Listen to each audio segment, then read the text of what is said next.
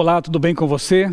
Chegamos ao nosso terceiro tema da série As Profecias do Apocalipse e os últimos acontecimentos da história. O tema de hoje, os selos, as trombetas e os famosos 144 mil selados. Quem é esse povo? E mais importante do que isso, como fazer parte desse povo? É o que você vai entender com o estudo dessa noite. Quero mais uma vez agradecer aqui às igrejas que estão conectadas conosco no Canadá, nos Estados Unidos, na Austrália, na Europa e em todo o Brasil, acompanhando, estudando e compartilhando esse conhecimento das profecias do Apocalipse. Mais uma vez vamos orar a Deus pedindo que o Espírito Santo nos faça entender a mensagem que vamos estudar e mais do que isso, nos capacite a obedecer, a fazer parte do povo de Deus, a alinhar nossa vida com as verdades da palavra de Deus. Vamos orar? Feche seus olhos e vamos conversar com o nosso Criador. Pai bondoso, nosso Deus, nosso Criador, nós te louvamos porque mais uma vez teremos o privilégio de abrir tua palavra e com a ajuda do teu Santo Espírito entender o que vamos estudar. Bondoso Deus, abre nosso entendimento, ilumina nossos pensamentos e coloque em nós a disposição de obedecer, de praticar aquilo que vamos aprender mais uma vez em tua palavra. Abençoa cada amigo, cada amiga em qualquer lugar do mundo onde esteja neste momento. Que as bênçãos que estamos sentindo aqui neste local sejam extensivas também na vida dessas pessoas queridas. Nós oramos agradecidos em nome do Senhor Jesus. Amém. Abra sua Bíblia, vamos ler juntos mais uma vez. Apocalipse vamos ao capítulo 6, onde encontramos aqui os selos, né? Os selos misteriosos. Vamos ler aqui os versos 1 a 8 deste capítulo.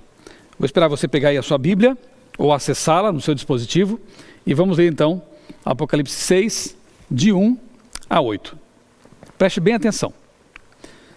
Vi quando o Cordeiro abriu um dos 7 selos e ouvi um dos 4 seres viventes, dizendo como se fosse voz de trovão: vem. Então vi, e eis que um cavalo branco, e o seu cavaleiro com um arco, e foi-lhe dada uma coroa. Aqui a palavra coroa é Stéphanos. Na verdade era aquela coroa de louros que era concedida aos vencedores nas Olimpíadas, as corridas, né? Então aqui é um símbolo de vitória. Essa coroa, Stéphanos. Ele saiu vencendo e para vencer. Símbolos de vitória, você percebeu? E de pureza também, porque o cavalo é branco. Verso 3. Quando abriu o segundo selo, ouvi o segundo ser vivente dizendo: vem. E saiu um outro cavalo, vermelho, e ao seu cavaleiro foi dado tirar paz da terra, para que os homens se matassem uns aos outros. Também lhe foi dada uma grande espada. Verso 5. Quando se abriu o terceiro selo, ouvi o terceiro ser vivente dizendo: vem. Então vi e eis um cavalo preto, e o seu cavaleiro com uma balança na mão. E ouvi uma como que voz no meio dos 4 seres viventes dizendo: uma medida de trigo por 1 denário, 3 medidas de cevada por 1 denário, e não danifiques o azeite nem o vinho. O azeite a gente sabe que simboliza o Espírito Santo, o óleo da unção. O vinho é o sangue de Cristo. Então, eles são intocáveis, né? Por mais que haja depravação, degeneração, um processo de apostasia aqui e de escassez da palavra, porque aqui você percebe que eles tinham que trabalhar o dia inteiro, 1 denário, ali era o preço de um dia de trabalho de um soldado, e eles tinham que trabalhar muito para comprar um punhadinho de farinha ou de cevada para fazer o pão. O pão simboliza a palavra. Então, o acesso à palavra nesse momento da história era dificultado, era difícil. E, no entanto, a salvação ainda estava acessível. O azeite e o sangue. O azeite e o vinho. O Espírito Santo e o sangue. Prossigamos aqui nos versos 7 e 8. Quando o Cordeiro abriu o 4º selo, ouvi a voz do 4º ser vivente dizendo: vem. E olhei, e eis um cavalo amarelo, e o seu cavaleiro, sendo este chamado Morte, e o inferno, ou a sepultura, no original bíblico, né? A sepultura, o estava seguindo. E foi-lhes dada autoridade sobre a 4ª parte da terra, para matar a espada pela fome, com a mortandade e por meio das feras da terra. Vamos ficar por enquanto com essa leitura aqui, já temos muito com que trabalhar aqui, e vamos recapitular os cavalos e cavaleiros que aparecem nessa visão. Nós temos ali um cavalo branco, simboliza pureza, vitória. E se você analisar com aquilo que já estudamos no capítulo, no nosso primeiro vídeo aqui, no nosso primeiro estudo, né, dessa série, das 7 igrejas, esse cavalo branco corresponde à igreja de Éfeso, uma igreja pura. Em que sentido? Ela se manteve fiel à doutrina, àquilo que aprendeu de Jesus. Ela não tinha se corrompido. Esse cavalo branco, símbolo de vitória também, porque era uma igreja missionária, uma igreja que se expandiu tremendamente, foi fiel à missão. Esse cavalo branco corresponde à igreja de Éfeso. Depois, a história prossegue, encontramos um cavalo vermelho, símbolo claro de morte. Ali corresponde a Esmirna, um período de perseguição. Lembra? Dos 10 dias de perseguição, 10 anos, 303, 313, com Diocleciano. Aqui encontramos um cavalo com uma espada, um cavalo vermelho como sangue. Era um tempo de perseguição e de morte. Os cristãos eram entregados nas arenas, para serem devorados, queimados. Período difícil, terrível. A história prossegue, encontramos agora um cavalo preto. Preto é oposição ao branco, nesse caso simboliza realmente um período de trevas espirituais, de corrupção da mensagem de Deus que era pura, perfeita, dada por Jesus. Corresponde ao tempo de Pérgamo, um tempo de comprometimento, um tempo que a igreja, antes perseguida, se torna uma igreja oficial. O imperador Constantino se diz convertido. E aí, esse processo de tornar-se oficial faz com que a igreja se comprometa, a igreja se paganize. A escassez da palavra, lembra o que eu falei? Um punhadinho de trigo custava uma fortuna. Por quê? Porque a Bíblia começa a ser abandonada e o paganismo começa a entrar para a igreja. Depois encontramos ali um cavalo amarelo, e essa cor ali, na verdade, no original, é um amarelo de morte, a palidez da morte. E o cavalo que sobre ele estava, o cavaleiro que sobre ele estava, era justamente a morte. É o período de Tiatira, quando a igreja oficial podia matar, perseguir, prender. A Inquisição levou à morte milhares de pessoas. É um período muito triste. Mas quando nós lemos no primeiro momento, né, no nosso primeiro estudo aqui, há 3 domingos, nós entendemos que ali, no meio dessa corrupção doutrinária espiritual, havia um punhado de pessoas com as quais Deus promoveria uma reforma. Sempre houve na história um remanescente. Sempre houve um povo fiel. Nós estamos de novo vivendo uma época terrível. Lembra Laodiceia? Um tempo de mornidão espiritual, um tempo de arrogância, um tempo de soberba espiritual. Mas aqui, nesse período também, Deus tem seus fiéis. Eu espero que nós sejamos esse povo. Pessoas que reconhecem sua condição espiritual, pessoas que reconhecem sua pequenez, sua finitude e sua carência do Espírito Santo. Sejamos nós esse povo que vai se levantar pela verdade do Evangelho. Bem, depois chegamos ao 5º e 6º selos. Abra de novo sua Bíblia aí, em Apocalipse 6. Nós vamos aqui... Bom, são vários versos, né, para ler. Eu vou recapitular com você aqui alguns detalhes, porque senão o nosso tempo escoa muito rapidamente. Tarefa de casa, ler ali Apocalipse 6, 9 a 17. O que nós encontramos aqui? Primeiro, João vê almas debaixo do altar. São os mártires, são pessoas que morreram pela palavra de Deus. Já vou explicar esse detalhe, porque nós já falamos aqui que as pessoas, quando morrem, elas permanecem inconscientes. Como que podia haver almas debaixo do altar clamando por justiça? Bem, a palavra alma no hebraico é nefesh. Nefesh não tem essa conotação de fantasma, de espírito desencarnado. Isso é um traço que o Ocidente herdou da cultura pagã grega. Biblicamente falando, nefesh quer dizer ser vivente, e só isso. Tanto é que quando nós vamos a Gênesis, eu até coloquei o texto aqui numa outra tela, Gênesis 2, verso 7, nós vemos ali a criação do ser humano. E é dito que Deus coloca ali os elementos do pó da terra, nós temos realmente carbono, enxofre, nitrogênio, oxigênio em nosso corpo, tudo que está na terra está em nós, tanto que quando morremos voltamos ao pó. Então ele pega o pó da terra, ele coloca nesse corpo o fôlego de vida, e o homem se torna alma vivente, nefesh. Não diz que ele recebe uma alma, que ele recebe uma entidade externa. A Bíblia diz que ele se torna uma alma, uma pessoa. Tanto é assim que em Ezequiel 18, verso 4, é dito que a alma que pecar, essa morrerá. Ainda que nós crescemos nessa concepção pagã de que a alma é fantasma, ela também seria mortal, porque a Bíblia diz. Mas como nós não cremos assim, nós cremos que alma é pessoa, tanto é que é correto dizer, naquele dia foram batizadas 3.000 almas, como está no livro de Atos. Como assim? Almas batizadas? Sim, porque são pessoas. Então, essas almas que gritavam debaixo do altar são nada mais, nada menos do que pessoas que foram martirizadas pelo Evangelho e que estavam clamando por justiça. Os mártires derramaram sangue em sacrifício diante de Deus. A súplica dos mártires aparece ali, representando ali o clamor do povo sofredor de Deus ao longo da história. E esse sangue que clama nos faz também voltar ao Gênesis, quando Caim mata Abel, e aí Deus fala assim: a voz do sangue do teu irmão clama diante de mim. Mas sangue fala? Sangue clama? Não, isso é simbólico, isso é metafórico. Aqui também não é diferente. O sangue dos mártires clama por justiça, e um dia Deus vai vindicá-los. Essa é a verdade. Disse o Senhor: o que foi que você fez? Escute, da terra o sangue do seu irmão está clamando, e o sangue dos mártires continua clamando, pedindo justiça. A verdade bíblica, nós já falamos um pouquinho disso, eu quero só aqui frisar, é de que os mortos, como diz lá em Eclesiastes, eles permanecem inconscientes do que acontece no mundo. Salomão escreveu: os vivos sabem que hão de morrer, mas os mortos não sabem coisa nenhuma. As suas memórias, seus sentimentos foram entregues ao esquecimento, e não tem eles parte alguma do que se faz aqui debaixo do sol, ou neste mundo, aqui na vida. Então leia sua Bíblia, Eclesiastes 9, 5 e 6, um texto muito claro.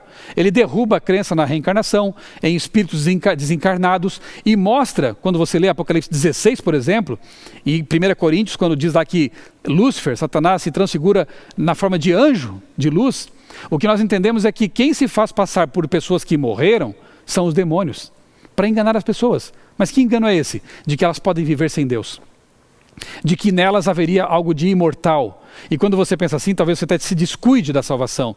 Quando Jesus disse que sem mim não há vida. Eu sou o caminho, a verdade e a vida. Quem não vem a mim não pode ter acesso à salvação, à vida eterna. E Satanás quer afastar as pessoas dessa ideia, dessa dependência. E uma das mentiras mais bem-sucedidas dele é essa da imortalidade incondicional. Quando nós somos mortais, e a nossa imortalidade está condicionada à aceitação daquele que é a vida, Jesus Cristo. João 11 é o texto que fala da ressurreição de Lázaro. Ali nós vemos que Jesus, ao se referir à morte do seu amigo Lázaro, ele diz: Lázaro dormiu, mas eu vou despertá-lo do sono. Na Bíblia, a morte é comparada a um sono. Portanto, um sono é como se, quando você dorme bem, e nem sonha, né? Ou pelo menos não lembra dos sonhos, você é como se passasse um estalar de dedos. A gente dorme e quando acorda já é dia e passou muito rápido, não é verdade? Você não teve noção do tempo. Assim, a Bíblia compara a morte e a ressurreição. A pessoa pode ter morrido há 1000 anos. Quando ela acordar, parecerá que foi um segundo, um instante. A Bíblia compara a morte ao sono. E 1 Tessalonicenses 4, 13 e 16, ali é dito assim, no começo do bloco do texto, Paulo fala assim: não quero que vocês sejam ignorantes a respeito dos que dormem, para que vocês não fiquem sem esperança, como aqueles que não têm esperança, como os demais que não têm esperança. Não se entristeçam como eles. Chorar pelos mortos, se entristecer por causa da saudade é normal, mas não ter esperança é coisa de pessoas que não creem na Bíblia. Porque a promessa bíblica é da ressurreição. E o verso 16 diz que ao soar da última trombeta, porque a gente entende que isso é a volta de Jesus, ao soar da última trombeta, Miguel, o príncipe, Jesus, Deus, ele vai chamar os mortos de volta à vida. Essa é a promessa bíblica. Portanto, quando nós lemos ali dos mártires, do sangue, das almas clamando, isso não é uma violação do conceito bíblico de morte como sono. Aquilo é simbólico, né? É algo metafórico, mas uma verdade muito clara de que os mártires vão ser vindicados.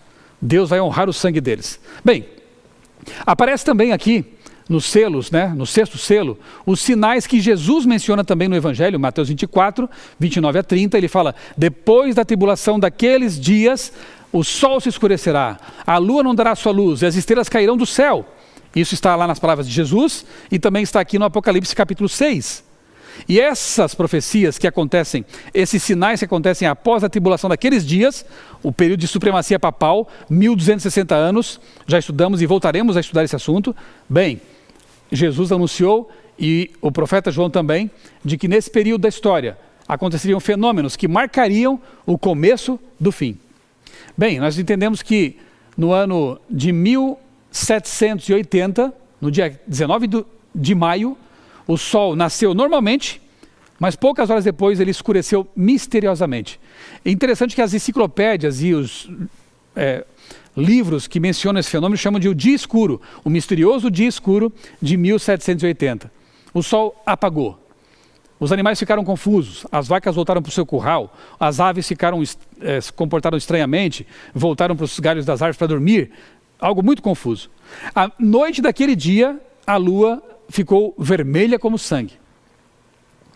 As pessoas que conheciam as profecias e estudavam esse assunto, naquele momento entenderam, estamos vendo o cumprimento de uma profecia bíblica, de Apocalipse e de Mateus 24.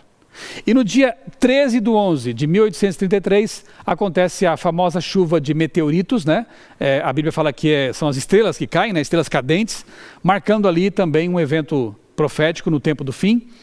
Foi tão intensa aquela chuva que, segundo alguns relatos da época, era possível você pegar um livro, você abrir o livro e ler com um palmo de distância do rosto, assim você ler claramente as palavras desse livro.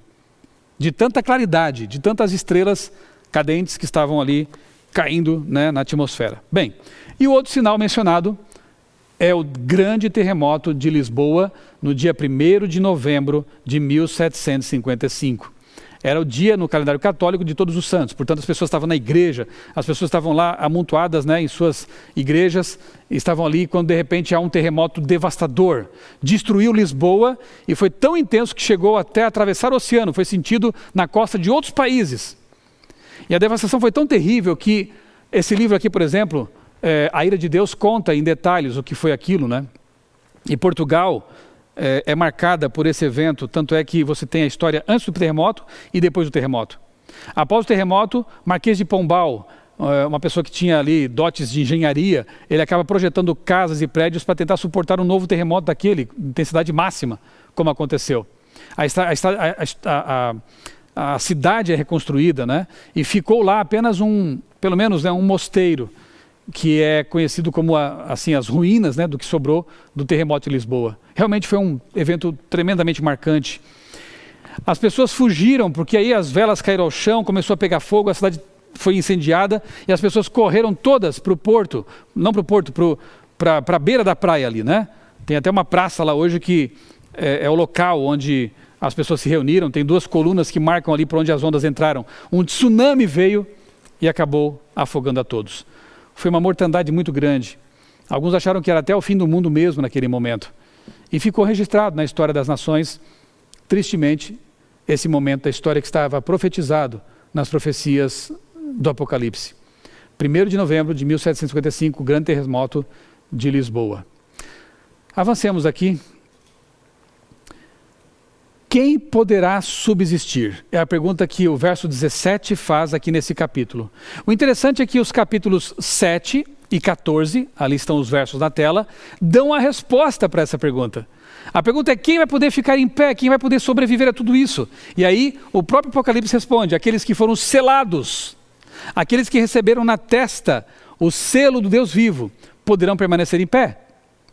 Os 144 mil estarão em pé, mesmo tendo passado por tantas coisas terríveis.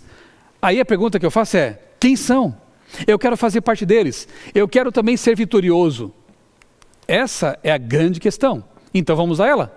Quem são os 144 mil e quem é a grande multidão citados no Apocalipse? Repito, são temas que daria para a gente ficar aqui muitas horas detalhando. Essa série é apenas um resumo de muitas coisas, né? Depois você pode aprofundar sua pesquisa, aprofundar seus estudos. Os 2 grupos foram selados. Nós vemos isso quando lemos ali Apocalipse 6, depois do capítulo 7, né? Os 2 grupos foram selados. Isso representa a posse, eles pertencem a Deus. E passaram pela tribulação. Não é à toa que no livro Grande Conflito, Ellen White se refere aos 144 mil, citando versículos referentes à grande multidão. Ela não erra nesse ponto, porque na verdade é um grupo só. Ela usa textos da grande multidão e aplica esses textos aos 144 mil, intercambiavelmente, né? Eckhart Miller, um teólogo adventista do Centro de Pesquisas Bíblicas da Associação Geral, ele escreveu: é melhor entender que os 144 mil e a grande multidão são o mesmo grupo, visto por diferentes perspectivas. Os 144 mil representam um termo simbólico, enquanto a grande multidão descreve a realidade efetiva. Esse é o ponto. Então veja, o contexto das passagens indica isso, tanto no capítulo 7, de 1 a 8, quanto em 14, de 1 a 5, a linguagem diretamente ligada aos 144 mil tem forte simbolismo. Por exemplo, aparecem ali ventos, e ventos representam conflitos, guerras, não são literais. Aparecem ali 4 anjos simbólicos, 4 cantos, a terra não tem cantos, ela é redonda, ela é um globo, né? Mas ali aparecem 4 cantos, isso é uma linguagem simbólica. Selamento na testa, ninguém vai receber um carimbo literal, isso simboliza a aceitação mental, intelectual de uma verdade, do selo de Deus. Aparecem ali homens virgens, então só eles vão ser salvos. Esses homens virgens castos representam fidelidade. Não se corromperam por com doutrinas pagãs. São fiéis à palavra de Deus, ao Deus da palavra. 12 tribos de Israel que não existiam mais. Estavam a maioria extintas, né? Além de a lista não corresponder à original dos 12 patriarcas. Enfim, a linguagem toda fica ali evidente que é simbólica. Tem mais. 4 anjos simbólicos, um outro anjo simbólico, 4 ventos simbólicos, selo simbólico, as tribos são simbólicas, o número não pode ser literal então. 144 mil exatamente aqueles que Deus vai salvar. Isso é quase um calvinismo, já falamos aqui que calvinismo é predestinação, como se Deus escolhesse o número certo, como se Deus determinasse quem vai e quem fica. Não, Deus respeita a liberdade humana, portanto esse número é simbólico e ele corresponde à grande multidão, é um número incontável, na verdade. Nada é simbólico quando tudo for literal. Nada é literal quando tudo for simbólico, a não ser que o contexto mostre claramente o contrário. Vamos ver aqui agora algumas comparações para você perceber mais uma vez que a grande multidão e os 144 mil são o mesmo grupo. A grande multidão, Apocalipse 7, 9 a 15. Primeiro, está diante do trono de Deus. Ok. Segundo, a grande multidão canta um cântico de salvação diante dos anciãos e diante dos animais. Terceiro, veio da grande tribulação, portanto passou pelo período final da história. Quarto, serve a Deus diante do trono de dia e de noite no templo celestial, no santuário celestial. E os 144 mil estão diante do trono de Deus, mas a multidão também estava. Eles cantam um cântico novo diante dos anciãos e diante dos animais simbólicos. A multidão também estava, portanto, mais uma vez temos evidência de que o grupo é o mesmo. Grande conflito, página 648. O mar cristalino, no mar cristalino diante do trono, naquele mar como que de vidro misturado com fogo, tão resplandecente. É ele, pela glória de Deus, está reunida a multidão dos que saíram vitoriosos sobre a besta, sua imagem e o seu sinal, e do número do seu nome. Quem é esse grupo? Que vence a besta, que vence o sinal da besta, que recebe o selo de Deus. Ela chama de multidão, mas sabemos que são os 144 mil, que são os vencedores no fim do conflito. Página 648 ainda. Com o cordeiro sobre o monte Sião, tendo harpas de Deus, estão os 144 mil, que foram remidos dentre os homens, e ouve-se com o som de muitas águas e de grande trovão, uma voz de arpistas que tocavam com suas harpas. Mas depois ela diz, e cantavam um cântico novo diante do trono, cântico ninguém podia aprender, senão os 144 mil. Primeiro ela fala da multidão, depois dos 144 mil. É o grupo só. Ela faz a aplicação, como eu disse, intercambiável, né? Ela diz mais, estes são os que seguem o cordeiro para onde quer que ele vá. Quem? Os 144 mil. Estes tendo sido trasladados da terra sem ver a morte, dentre os vivos, portanto não ressuscitaram, eles foram levados sem morrer para o céu. Está claro isso? Como primícias para Deus e para o cordeiro. Estes são os que vieram da grande tribulação, passaram pelo finalzinho dos eventos aí, né? Passaram pelo tempo de angústia, tal nunca houve desde que houve nação. Suportaram a aflição do tempo de angústia de Jacó. Permaneceram sem intercessor durante o derramamento final dos juízos de Deus. Quem são os 144 mil? Quem é a grande multidão? São as pessoas que estarão vivas por ocasião da volta de Jesus. Pessoas que passaram pela tribulação final. Foram vitoriosas sobre a besta. Pessoas que não morrerão, porque serão trasladadas para o céu sem ver a morte, vão ser transformados. E junto com aqueles que ressuscitaram, isso está em Tessalonicenses capítulo 4, um grupo só ascende para o céu. Mas os 144 mil, essa grande multidão final, será formada por pessoas que estarão vivas por ocasião da volta de Jesus, que foram fiéis até o fim e seguiram o cordeiro o tempo todo. Venceram a besta, venceram Satanás, foram fiéis. Essa linguagem vem lá do Antigo Testamento, para variar, nós já sabemos disso, né? O livro do Apocalipse é tremendamente judaico. Então, em Números 31, 4 a 7, nós vemos ali 144 mil guerreiros fiéis, que se mantiveram puros. 12 é o número da perfeição do governo de Deus. Portanto, dali de Números, João extrai esse conceito, né? Para no final simbolizar pessoas que foram guerreiras e guerreiros fiéis de Deus. Se mantiveram puros, se mantiveram fiéis à palavra de Deus. Você quer fazer parte desse grupo? Eu quero muito. Que Deus nos ajude a ser fiéis desde já. Estamos na fronteira da Canaã celestial, assim como aqueles guerreiros estavam na fronteira da Canaã terrestre, da Canaã literal, porque você sabe que Balaão levou muitos israelitas ao pecado, à prostituição, à lascívia, mas aqueles ali se mantiveram fiéis. De igual maneira, nós estamos vivendo agora no limiar da entrada para Canaã celestial. Satanás está propondo prostituição espiritual, propondo o caminho do pecado. E Deus quer que nós fiquemos firmes como aqueles lá ficaram. Permaneçamos firmes como aqueles guerreiros de Israel. Sejamos fiéis ao sacerdote. Não nos deixemos levar pela impureza. Não nos deixemos levar pelas ideologias pagãs. Recebamos o selo de Deus, sinal de pertencimento ao nosso Deus. E o que dizer das trombetas? Aqui não dá tempo de a gente ler tudo isso, né? Capítulos 8 e 9. Tarefa de casa, leia. Aqui, Ranko Stefanovic, que é um dos grandes estudiosos desses assuntos, né, do Apocalipse, no livro Apocalipse de João, página 62, um livro da CPB, Casa Publicadora Brasileira, ele escreveu: as trombetas abrangem o mesmo período da história dos 7 selos. É mais ou menos como lá em Daniel.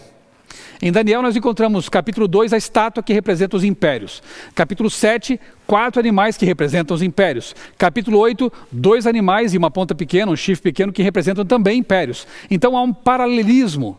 E esses paralelismos nos ajudam a não errar. Nos ajudam a entender que uma profecia tem que ser correspondente à outra. Não posso viajar. Por exemplo, né, quando aconteceu lá o atentado às 2 torres gêmeas do World Trade Center, algumas pessoas que não conhecem a Bíblia interpretaram a queda das 2 torres como sendo os 2 chifres do carneiro de Daniel 8 sendo quebrados. É lamentável isso, porque se lerem um pouquinho mais para frente, vão ver que o próprio Daniel diz, o anjo diz para Daniel, esses 2 chifres são reinos da Média e da Pérsia. O bode que os derrota é a Grécia. O chifre grande no meio da cabeça do bode, um bode unicórnio, portanto simbólico, é o primeiro e poderoso rei, Alexandre o Grande. Por que as pessoas não leem com atenção? Por que elas não consideram o contexto, em vez de extrair um verso e sair por aí interpretando ao bel prazer? Não tem nada a ver com as 2 torres. E aqui não é diferente.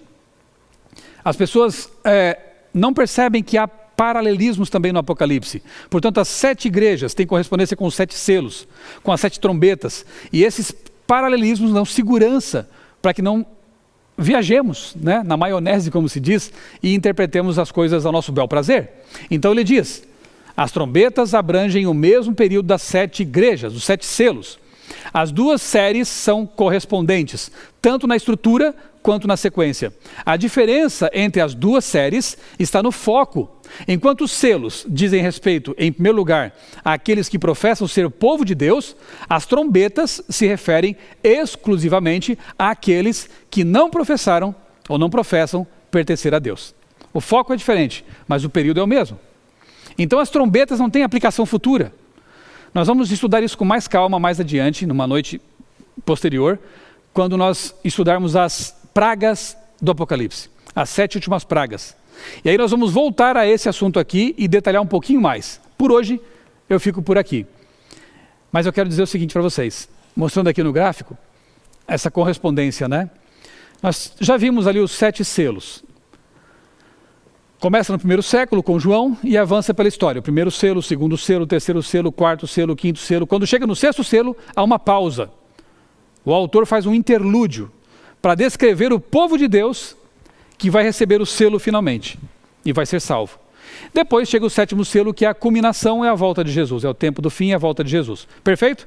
Então há 6 selos, um interlúdio e o 7º selo. No interlúdio, na pausa, a descrição do povo de Deus. No caso das trombetas, como eu disse, é uma correspondência de uma série com a outra, nós temos a primeira trombeta, a segunda trombeta, começando no primeiro século, a quarta, a quinta, a sexta, de novo há um interlúdio, olha a correspondência. Só que nesse interlúdio, nessa pausa, antes da sétima trombeta, que é a volta de Jesus, não há uma descrição do povo de Deus, mas sim da experiência do povo de Deus. Apocalipse 10, nós vamos ver isso mais adiante nessas noites sobre Apocalipse. Então, o profeta descreve a experiência pela qual esse povo passou. É maravilhoso isso, né? Deus, ele mostra quem é o povo. Deus, ele mostra quem são os 144 mil. E ele convida, você quer fazer parte desse povo? Você quer ser fiel a Deus até o fim? Essa moça aí na tela tinha 15 anos. Quando um dia, numa noite, ela chegou de uma festa. Ela se sentou ali na cama e começou a pensar como a vida não tem sentido. Como festas, amigos que não querem saber de Deus, como os prazeres da vida, eles perdem o sentido e falta alguma coisa. Ela sentia um vazio no coração. Ela sabia que alguma coisa estava faltando na vida dela.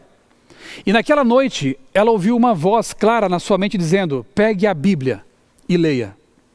Mas ela respondeu em pensamento: nós não temos Bíblia aqui em casa, meus pais não são cristãos, meus pais não têm Bíblia. Pegue a Bíblia que está lá na sala, em cima da mesa de centro. Ela se levantou, foi até a mesa, tinha um Novo Testamento, sabe aqueles Novos Testamentos de bolso, distribuídos gratuitamente por aí? Tinha lá na casa dela esse Novo Testamento, ela não sabe como foi para lá. E ela então pegou aquele Novo Testamento e abriu no Apocalipse. E passou quase a noite inteira lendo calmamente o livro do Apocalipse. E uma coisa marcou muito aquela jovem de 15 anos. Primeiro, ela viu que o Apocalipse descreve coisas terríveis. Perseguição, morte, bestas. Ela não entendeu muito bem tudo o que estava lendo, mas entendeu que havia uma perseguição, um conflito. Mas entendeu também que Deus tinha um povo. Porque o Apocalipse fala do seu povo, fala dos 144 mil, da grande multidão. E ela entendeu que Deus tem um povo especial na terra. E o clamor dessa jovem naquela noite foi: Senhor, eu quero saber qual é o teu povo. Eu quero pertencer a esse povo. Eu quero ser salva. Eu quero que a minha vida tenha sentido, porque eu não encontro sentido em nada. Olha que maravilhoso, queridos. Naquela mesma semana, bateram a porta daquela família, dos pais daquela menina, de 15 anos. 2 irmãos adventistas do 7º dia. Eles se apresentaram, estavam ali fazendo visitas às casas do bairro, e um deles disse assim: olha, nós estamos aqui para oferecer um estudo bíblico. Vocês aceitam estudar o Apocalipse na Bíblia? O pai da família aceitou. A mãe, de início, rejeitou a proposta. E quando a menina soube que aqueles 2 adventistas tinham oferecido o estudo do Apocalipse, ela vibrou e ela entendeu: Deus respondeu à minha oração. Porque o que ela pediu para Deus? Eu quero entender o Apocalipse, eu quero saber quem é o povo de Deus. E de repente, pouco tempo depois, aparece ali 2 pessoas oferecendo o estudo do Apocalipse. Ela entendeu. Essa moça aceitou o estudo. Ela passou ali alguns meses estudando a Bíblia com aqueles adventistas do 7º dia. Ela foi batizada no dia 25 de setembro de 1994. E essa foto fui eu que tirei. Porque essa moça é a minha namorada, é a minha esposa. Eu louvo a Deus, porque ela pertence ao povo especial de Jesus. Eu louvo a Deus porque eu também pertenço. E eu louvo a Deus porque o Apocalipse nos aproximou. O Apocalipse me salvou. Claro que não foi o Apocalipse, foi o Deus do Apocalipse, mas digamos assim, foi a mensagem do Apocalipse que me trouxe essa luz maravilhosa. Eu contei para você na primeira noite a minha experiência. E foi também o Apocalipse que fez a minha esposa encontrar sentido para a vida dela. E Deus maravilhosamente nos uniu. E estamos já há quase 25 anos casados. Nós fomos unidos pelo Apocalipse. Deus pode fazer maravilhas em sua vida também.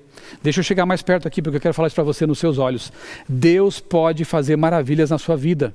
Deus pode trazer sentido à sua existência, como trouxe para minha esposa Débora, como trouxe para mim também. Deus pode mostrar que há algo além do que a gente pode ver com os olhos mortais e simples. Deus quer revelar uma realidade muito maior para você. Deus quer lhe conceder paz, certeza e segurança. Deus tem um povo especial neste mundo, sabia disso? Deus tem um povo que simbolicamente é representado pelos 144 mil. Deus tem essa grande multidão de salvos que um dia estará diante dele. Eu te pergunto, você quer fazer parte desse povo? Você quer se preparar para, com esse povo, um dia estar diante de Deus no mar de vidro? Aceite Jesus como seu Salvador. Peça que Ele te dê a vitória sobre o pecado, sobre as lutas, sobre a incerteza, sobre a dúvida. Que Ele te dê a certeza da salvação e de que um dia você estará com Ele para sempre, na Canaã celestial e na nova terra restaurada. Vamos orar nosso Deus, Pai bondoso, querido Deus, nosso Criador. Nós te agradecemos, Senhor, porque a Bíblia mostra que o teu povo será vitorioso. Nós te agradecemos porque vemos ali que mesmo frágeis, mesmo sendo perseguidos, com o teu poder, esse povo será vitorioso. E nós queremos fazer parte desse povo, Senhor.